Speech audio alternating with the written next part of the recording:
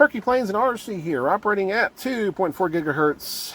And does your workbench look kind of like this sometimes? Yeah. There is a balsa plans here underneath this too for the uproar. It's crazy right now.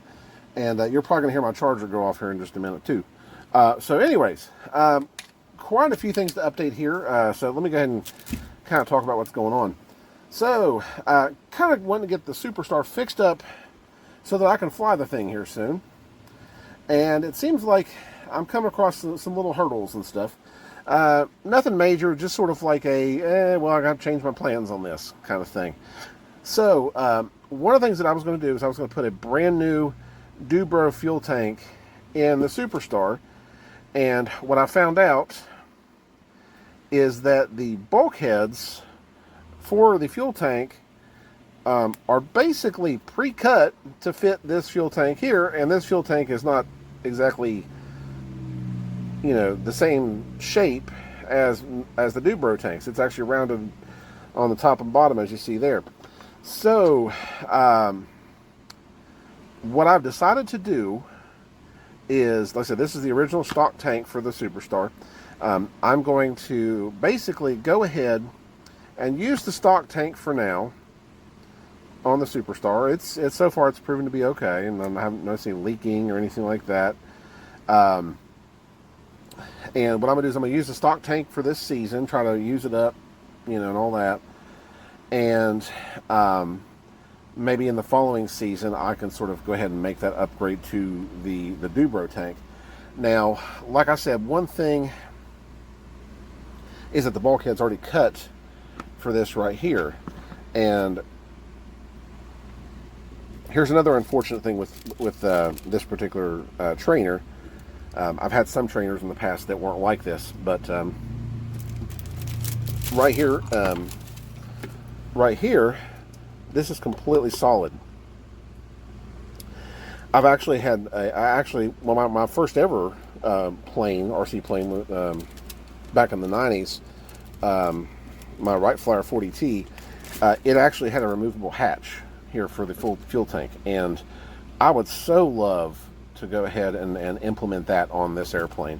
But I think in order to at least enjoy the rest of the flying season, I don't feel like going through that amount of work right now to do that. So maybe over winter time I can cut me a small hatch, and that'll make fuel tank maintenance and removal and things like that a lot easier. I kind of hate this whole setup where everything's all built solid as one piece and there's no removable hatch or anything. I love removable hatches, let me tell you that much. I love removable hatches that are easy for battery access, for fuel tank access, things like that. So I will probably, over the winter months there, make a hatch for this so it's easy to take a fuel tank in and out. Now, where the bulkheads are rounded to fit this tank, I'll probably have to do some maintenance there too. There's my charger. I'll probably have to do some maintenance here as well for the bulkheads. I think probably what I'll do is I'll stick some foam in there just to sort of round off those areas to where it's more flat to accommodate a Dubro tank. So, but anyways, that's what's going on with that. So I'm going to use the stock tank for now and just fly it for a season and kind of go from there. Next thing I want to talk about here is the MDS, what was that, 68 I think? Yeah, 68. So here's kind of the thing with this. I'm actually looking to run this very soon, and the problem I've noticed is that it's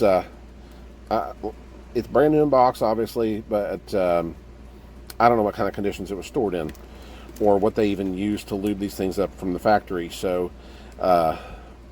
basically what I'm saying is it feels very dry, and I did squirt some 3-in-1 oil in there to sort of get it moving a little bit, and it did.